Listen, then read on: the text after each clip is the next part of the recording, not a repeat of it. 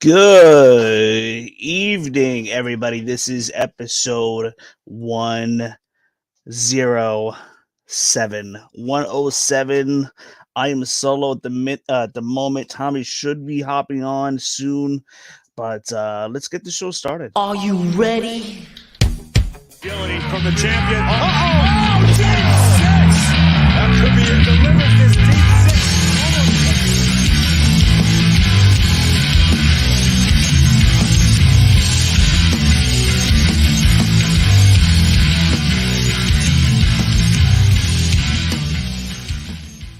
Good evening. This is episode 107.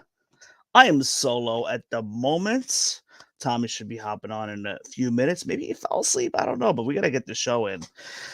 Anyway, I am glad that you guys could join us. It's been a couple weeks. It's been a very busy couple weeks for us, for me personally. But we're going to be really getting back to the grind with this podcast as soon as summer hits. Money in the Bank and SummerSlam season. I mean, there's been a couple cool things going on over the past, couple months. We had a great pay-per-view in Puerto Rico with a hot crowd, with a pretty good event. I'm not gonna lie, very, very enjoyable event. We had a very, very good crowd there. We've had a couple newsworthy notes, CM Punk coming back. So there's been some things going on. Within the wrestling world that um, is definitely newsworthy to talk about on the podcast. But other than that, we've been getting some good wrestling. We just came off of a very, very good week of wrestling. Monday Night Raw, one of the best Raws of the year, and supposedly Vince McMahon made a couple changes to that. So I guess it just goes to show that Vince McMahon could be part of a good Raw or a bad Raw. But we're going to get into it. A couple of important things I want to talk about, really. I'd like to know what you guys all thought of Seth Rollins' new championship belt, the World Heavyweight Championship belt. So far, he's represented it pretty well. We actually have a champion that shows up on TV every week. So, very, very cool design, by the way. For those of you guys that haven't seen it, no, I took it off. Okay, but very cool design. As it's different. It's a nod to the old WCW Championship belt, World Heavyweight Title belt.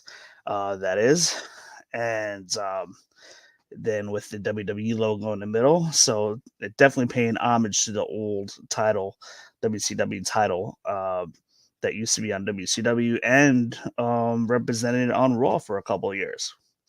So very good there. Anyway, moving on. We see Raw open up with Seth Rollins in the ring, holding with the championship belt, getting ready for his title defense later that night as a result of an open challenge accepted by Damian Priest. And Damian Priest and Seth Rollins had a great match, but there's something I want to point out during this interview that Damian Priest had said that he wants to do this. He can do this on his own. He wants to do this on his own. So, we're going to talk about that match later on. But I thought, Finn Balor looks at Damian Priest weird, and we noticed a little bit of dissension going on there. The beginnings of it, that is. So we'll talk more about that later. Man, Raw Gunther had an amazing match with Kevin Owens. This was probably the match of the night for me. These guys had a banger of a match, and let me tell you, there's something special about Gunther that we'll talk about a little later on. But Gunther, he's got it. He's got it, and in fact, just the other day, he hit his 1 year title reign. So he has been Intercontinental Champion for 1 year now. I think that is just about going to break Honky Tonk Man's record. So, um, I don't see Gunther holding this title for very much longer. I don't see it going 2 years because I think by the time WrestleMania 40 rolls around, Gunther's going to be challenged and set for that, in my opinion. Um, but Gunther defeats Imperium. I'm sorry, Kevin Owens with the help of Imperium on the outside, and Sami Zayn trying to fight off Imperium. And Gunther gets the roll up win on KO.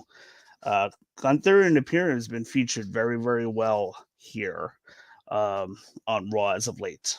So I'm loving every bit of it. We see Ricochet versus Nakamura in a friendly. They had a friendly match, but that was interrupted by Bronson Reed. The match ended in a no contest, and Bronson Reed attacks them both. And the reason for that is Bronson Reed was pretty salty and bitter about Ricochet beating him last week. And as a result, Ricochet gets to go into the Money in the Bank match, and Bronson Reed does not. Bronson Reed has been another character, another talent in WWE under the Triple H regime that has been featured very, very well. And I'm absolutely kind of finally enjoying what they're doing with Bronson. In my opinion, I have a feeling he might somehow insert his way into the Money in the Bank match because as of now, there's only 5 guys in this Money in the Bank match. But I could be wrong. Maybe Bronson Reed will cost Ricochet or Nakamura or a couple of guys from winning the Money in the Bank. So that remains to be seen. But I have a feeling Bronson Reed is going to be intertwined into this Money in the Bank match somehow, whether it be by interference. So another cool development we have is Cody Rhodes is in the ring addressing the crowd, and we have an interruption by Dominic. And so this is a nice little change. So this is I kind of like this pairing, just simply because Cody is one of the hottest faces in WWE right now. He's a big draw. Dominic right now, he's getting a lot of heat right now. He is getting some good heat, and um, and he's doing very, very well with Rhea. I love the pairing with Rhea and Dominic in Judgment Day. It's doing wonders for both Rhea for sure, and Dominic too as well. Just Dominic getting that heat every week. So why not put the two together? The one who's getting the most pop and the one who's getting the most heat, and let's see what kind of magic they can do. We see Dominic slap Cody in the face and then hiding behind Mommy, and that's how that segment ended. So we'll see where that goes next week. Um, we could get a one-on-one in a week or so, or maybe I'm not too sure they do that at Money Bank, but we'll have to see what happens from there. So Seth Rollins defeats Damian Priest. We see Finn Balor come out like trying to like help Damian Priest, but Damian Priest is kind of distracted due to the fact like he's wondering why Finn Balor is out there during the main event. As I had mentioned a few minutes ago, Damian Priest was talking about the fact that he wants to do this on his own. So now there's a little bit of dissension going on here. And basically, Damian Priest, we knew Damian Priest wasn't winning this match. Okay, but it was a great match, a very, very good match. Damian Priest showed that he belonged. He shows that he's going to be a future. He's going to be a future main eventer. He's going to be near the main event scene for a few years to come. But Damian Priest was not happy seeing Finn Balor out there, and I'm expecting this on Monday night to escalate. Now, another thing I wanted to bring up about 3 weeks ago on Raw, JD McDonough was in an interview backstage. I forgot who it was. Could have been Cat Kelly or somebody. But Finn You see him all the way on top of the screen, very very small. Kind of like you can barely, if you're not paying attention, you can easily miss it. But Finn was on top of a platform looking down on JD McDonough's interview. Um, I'm led to believe that Finn Balor might recruit JD McDonough, maybe quite possibly replace Damian Priest. I would be more in favor of adding to Judgment Day than taking away Damian Priest. I'm really liking Damian Priest and Judgment Day right now. I'm not too sure how I feel about, even though the dissension right now about splitting Damian Priest from Judgment Day, because I love the dynamic of this group. So that basically covers a little bit of Raw. Now, we have the title belt situation. So the WWE title belt situation has been a big cluster. It has been a big cluster. It has been confusing. You got the SmackDown Women's Champion on Raw. You got the Raw Women's Champion on SmackDown. Like, what is this? What is WWE gonna do to get around this? This has been something going on for weeks now in my head and many fans' head. And like, how are they going to do this? Are they going to just switch the title belts again, and trade titles, which I think would be the lame way out? It's been done already. Um, but and then you have the issue with Roman Reigns carrying two belts around. You still got the issue of Kevin Owens and Sami Zayn carrying the Raw and the SmackDown titles around, the red and blue belts. So this has been weird. Then you had the NXT women's champions. You have them on SmackDown now. There's no tag teams in NXT. Like, what is happening? It's just very, very convoluted. I'm personally not a fan of. Well, one, I've never been a fan of the Bland Split, but if you're gonna do it, I'm more of a fan of floating champions, which is looking like what AEW is going to do. Floating champions. They're going to kind of have brand specific for Collision, Dynamite, which is cool. I think they're doing it the right way. Anyhow, I'm not a big fan of the brand split, but I think they can do it right by having floating women's tag champions. I've been a big proponent of floating world champion and have the I think the titles need to float around. I don't think you need double of every title belt. But it's gotten convoluted, but it looks like Triple H is working on clearing up that situation. As you guys saw, Seth Rollins' new belt, very, very nice, an homage to the WCW title. This is what Seth defeated AJ Styles for in Saudi Arabia. Great match. We knew AJ wasn't winning that. Now, as a result, AJ's in a lame feud with Karrion Kross. It's not going to do anything from either one of them. AJ Styles got a couple months left in his contract, which I'm sure he'll resign. And Seth Rollins, so far, I'm loving this title reign. Now we had Roman Reigns. He was carrying his world title belts and his universal title belts. And last week, on Friday night on SmackDown, they unveiled his new Universal WWE Championship, which looks like this. So I like it. I have no problem with it. A couple tweaks here and there. I like the gold. Might even buy it myself. We'll see. So for those of you guys that are listening, you should be subscribed to our YouTube channel.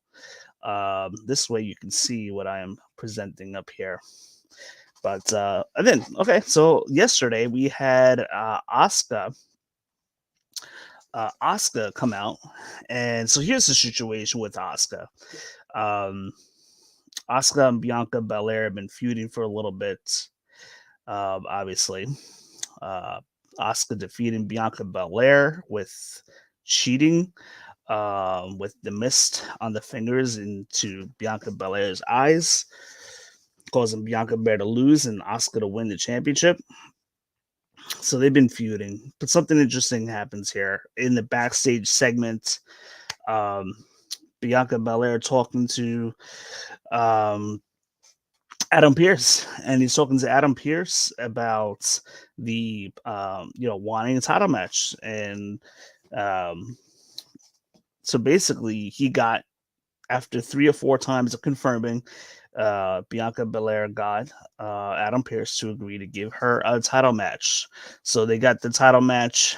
Bianca got what it wanted. The deal was that Bianca would not interrupt Asuka's segment coming up with the new belt presentation, which I'm going to show you in a minute. Anyhow, um, so we have Asuka in the ring, and with Adam Pierce in the next segment, and Adam Pierce presents Asuka her new. It's not a brand specific title anymore, which I'm happy about, because now you can easily have the titles float back and forth during drafts now. But it kind of looks like Roman Reigns' title a little bit, quite a bit actually, in regards to the middle of the belt, the main faceplate. So that is Asuka's new title match there. So you got the white backgrounds, the white leather that the women have had for a while, and you got the middle gold plate that looks just like Roman Reigns' title. So that's getting presented to Asuka, and then we see Charlotte come out. I can't tell you how many times we've seen this with Charlotte Flair. She comes out right away and demands a title shot. And then Asuka, Adam Pierce is like, you got to get in line. And then we see Charlotte. So she's like, I am the line. I created the line. So Charlotte, as always, comes in and she pretty much cuts the whole line and wants her title shot. And Adam Pierce and Asuka, they all agree to it. The problem is, though, Adam Pierce just granted Bianca Belair the opportunity to face Asuka as well. So it looked like by the reaction of Bianca Belair later on, she was not too happy about this. So we could see a little bit of an edge with Bianca Belair coming up in the next couple of weeks or so. I believe this is going to lead to a triple threat. Problem is that I'm afraid of that Asuka defeating Bianca Belair recently was just a way to get the belt onto Charlotte without Charlotte defeating Belair. I hope that's not the case, but we've seen this story before. I mean, Asuka's owed a match, owed a win over Charlotte. Many believed that she should not have lost to Charlotte WrestleMania 34, and I am full agreement of that. Anyway, I was kind of happy to see Charlotte back, but the problem is that she is constantly shoved into the title picture all the time. Her amount of reigns are nowhere as legit as her dad's reigns, 16 reigns, which was spread over the course of 30 years. 16 title reigns over 30 years. Charlotte's had 13 title reigns already over the course of 6 years. The constant hot potato, and I know they want to have Charlotte break her dad's record, I'm sure. I wouldn't do it, but that's the reason why that's just been Charlotte's whole gimmick. I'm going to lose my title, leave, come back, and demand a shot immediately. That's been Charlotte's whole gimmick for the past couple years now. So this Monday Night Raw, we should see the presentation of a new Raw title. I would expect it to look something like Seth's title, somewhat. Maybe a little bit different on the outer design, but definitely the middle design, I expect it to be very similar. I'm fully expecting this Monday night for Rhea to get her presentation. This way we can get away from the brand specific red and blue titles. Um, and then next is the tag titles. They got to do that too as well. Speaking of the title situation, the NXT Women's Champions Alba Fire and Isla Dawn came out, and we haven't seen much of them on TV, but they came out in an interview in the ring, and then we see Ronda Rousey and Shayna Baszler and saying that they want their belts. And now all of a sudden, in a minute's time, this segment was quick because everything was done quick on SmackDown last night, including the matches. They were trying to squeeze a lot in. All of a sudden, we're getting a unification match now. So, which I'm fine with. But they got to be floating tag. They got to be floating titles, and they're going to be going across all brands, which is fine. You do have some women's tag teams on Raw. You have a couple on SmackDown. So let's see where it goes. There's no NXT tag champions on. There's no NXT women's tag division on NXT whatsoever. Like they brought them all up and split the others, and it's just been really weird. So the NXT tag titles are getting discontinued for sure. They're getting unified. So we'll see what happens there. So we got the Money in the Bank. Here's our Money in the Bank update. But before we do that, guys, thank you so much for listening. Make sure you guys are subscribed. Hit the like button. That'll definitely help us out. We're all also available on Spotify and iTunes. This will be uploaded to the podcast before the weekend is over. This is episode 107, and I can't wait. We're getting into the summer season of Money in the Bank, SummerSlam coming up. And then, you know what? We're not even going to have a bad fall. I mean, Triple H has booked the Great Survivor Series last year. So it's just going to be one good show after another. Finally, WWE's PLE events are going to be coming back to America in SummerSlam. There's not been one American PLE since WrestleMania. You got Money in the Bank in London, July 1st. And then they had the Puerto Rico show. There'll be SummerSlam will be in Detroit in August. I'll be there. Cannot wait. And then hopefully WrestleMania will be my next show after that. But we'll see how that goes. So here's our Money in the Bank preview. Okay, so here we go. So this is our updated preview. We have Ricochet, we got LA Knight, Nakamura, Bush, and Santos Escobar. So Butch won his match against Baron Corbin last night. Baron Corbin being distracted or distracting himself with Carmelo Hayes and Trick from NXT. Butch gets the win. Perfect, because he's going to be in London. Butch is going to get a very good reception. I don't really see Butch winning this Money in the Bank. You never know, but yeah, Nakamura is going to have a good outing. They got Ricochet there. I don't know if there's a plan for him or not, but the plan for him during this match is for some high spots. So I'm looking forward to that. And same with Escobar. Escobar will be flying all over the place a little bit, not as much as Ricochet. But the standout right now, the way I see it right now, is LA Knight, based off the rumors that we've seen over the past couple months, based off of the crowd reactions. Like, LA Knight has been heating up for the past couple months. So I can definitely foresee LA Knight at least out of these 5 guys that are selected right now to be in a match. I can see LA Knight definitely winning.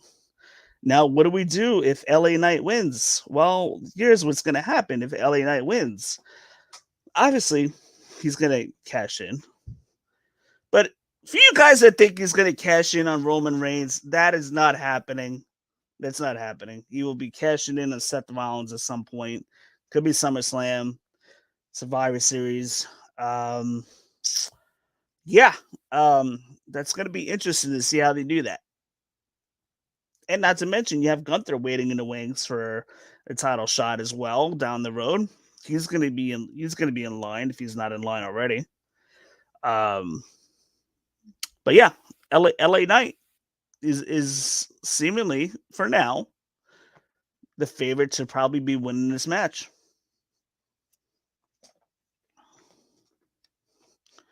I would like to see an LA Knight Seth Rollins program.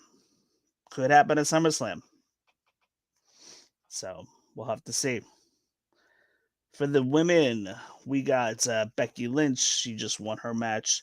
Zoe Stark, she is the dark horse for me. Bailey, she's won it before. Um, I don't see her winning it again, but I do see dissension between her and Io Sky. And we got Zelina Vega, the LWO. She's gonna be in there too. Uh, she's again she's in there. She's gonna be in there for some good spots. That's about it. I think Zoe Stark is gonna have a really good presence in this match. She is my dark horse of winning, but I have to go with Io Sky here. And I could expect that Io Sky, and if Io Sky doesn't win, Io Sky and Bailey are gonna have some dissension. So I feel like the Damage Control, I feel like their days are numbered. That's what I'm thinking. So that's a Money in the Bank preview. Now, getting to last night on SmackDown, we see Solo. So we got Austin Theory defending his U.S. title against Jey Uso, which Paul Heyman orchestrated for Jey Uso, with the intent of Jey Uso being swayed back into the bloodline. And Jey Uso did not give an answer last night at all. But Paul Heyman orchestrated this. And we haven't really seen Austin Theory do too much lately. Still coming out there looking great and having great matches. But I'm wondering what the plan is for him, going on over the next couple months. Like I said, with Seth Rollins having his title on Raw, it's going to open up more future opportunities for guys like, Cody and Austin Theory, Gunther. So that being said,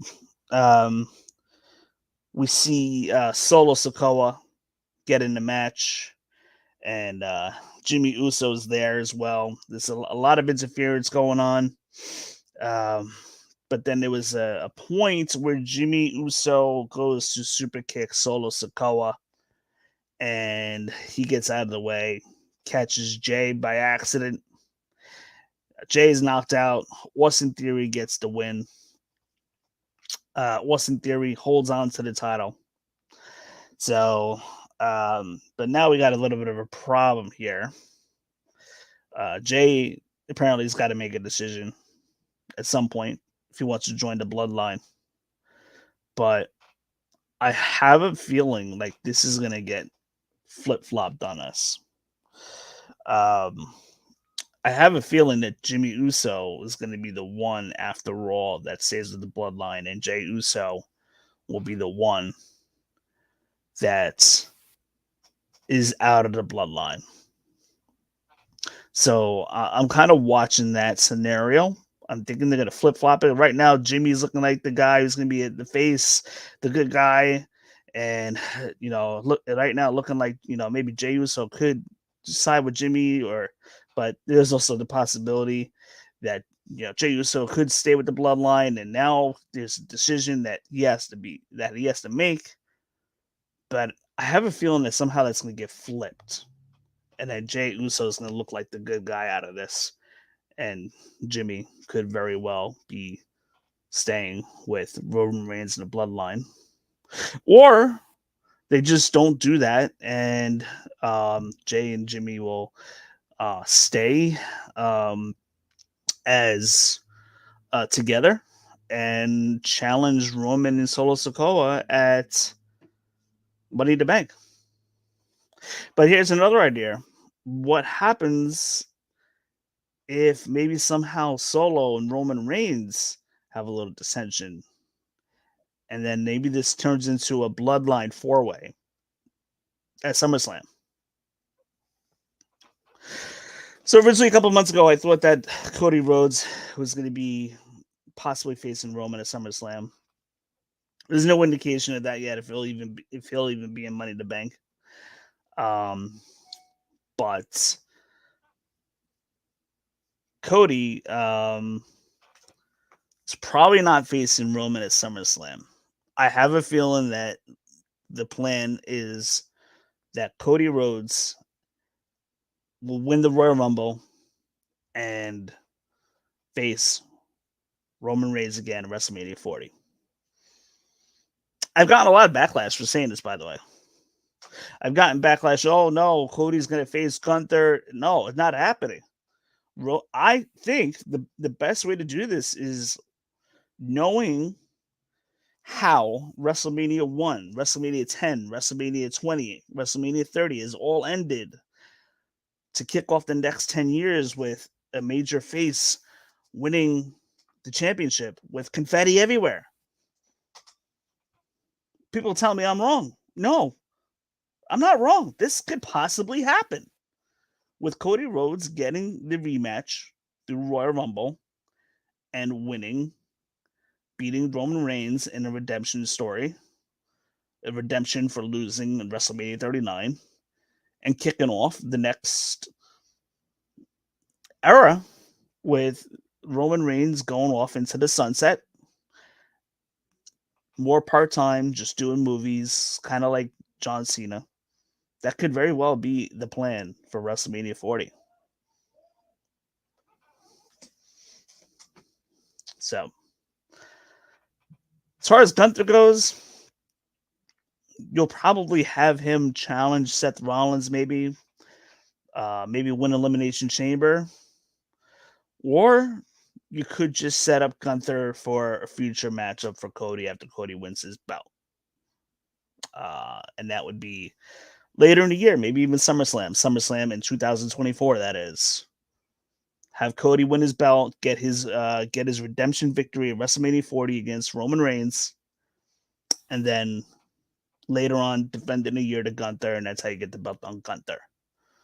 Unless they have a plan for Gunther to get the belt from Seth Rollins, then maybe you save that for Mania. So that's the long-term booking I got for you guys. That's my predictions right now. Right for now, I got LA Knight winning men's Money in the Bank, doing his thing with Cody Rhodes. I'm sorry, doing his thing with Seth Rollins, his cash in. He's not gonna cash in Roman. That's not happening. Roman's tied up with the whole feud of the bloodline right now with the Usos. But yeah, right now the most compelling storyline that we're seeing in WWE, and really the most compelling storyline all of wrestling right now, is the bloodline. Still intriguing. I feel like it hit its peak during Royal Rumble season in WrestleMania, but the storyline's still going strong. The other TV show on AEW, they do phenomenal wrestling, but they got to get into more compelling storylines. There's really no stories on AEW right now that's compelling. WWE has done a great job with this whole bloodline storyline, arguably the best storyline in the last 20 to 25 years, with some good storylines in between with the Nexus, and that got messed up because nobody wanted to see didn't want to do the job the Wade Barrett, but then we saw Nexus just kind of flounder from there. That didn't last long, but that was a great storyline. CM Punk with the pipe bomb, the Summer Punk with Cena, that was a phenomenal feud. But the Bloodline's probably been the best storyline in the last 20, 25 years. Can't forget the Invasion 2001. That was also done wrong. You should have waited until Hogan, Flair, NWO were all available and then do the Invasion. That would have made for a great WrestleMania 18. Or even sooner. But that Invasion pay-per-view was definitely not done right. They should have waited for Hogan NWO, Flair, and Goldberg for all to be available for doing the invasion angle. Still a good storyline in the beginning, but it definitely lost its legs rather quickly. So again, Bloodline, the best storyline told in a long time. It's been a slow burn. Triple H has really done a great job picking up the ball with this storyline with Paul Heyman, and it's just been excellent. Well, anyway, this is all I got for you. Tommy couldn't hop on tonight, but we wanted to get a show out. It's been a few weeks. It's been a busy few weeks for me personally, for Tommy as well. But thankfully, it's kind of landed in the middle of a season where it's kind of busy in wrestling, but not too busy, if you know what I mean. Because all the good stuff, Money to Bank, got my little briefcase right there. That's a very important pay-per-view we'll be covering. We'll be doing a prediction show for that. And then we're getting into SummerSlam season. So it's a very important season. The fall slowed down a little bit. Survivor Series. But also, I need to mention that this episode officially begins our 4th year as a podcast. And we want to thank you guys for listening. We have listeners from all over the world, actually, that listen to us from all various parts of the world. So we're definitely grateful for that. Make sure you guys subscribe to our YouTube channel for all podcasts and predictions and our Aftermath post shows. We will be back. At the latest, we'll be back by the week of Money in the Bank for a prediction show and then a post show that week. For those of you guys that are watching, thank you so much.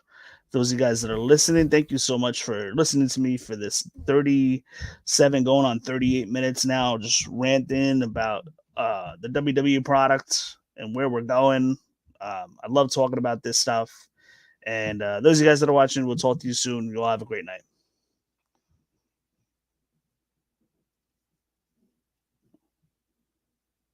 Agility from the champion. Oh, J6! That could be a delivery.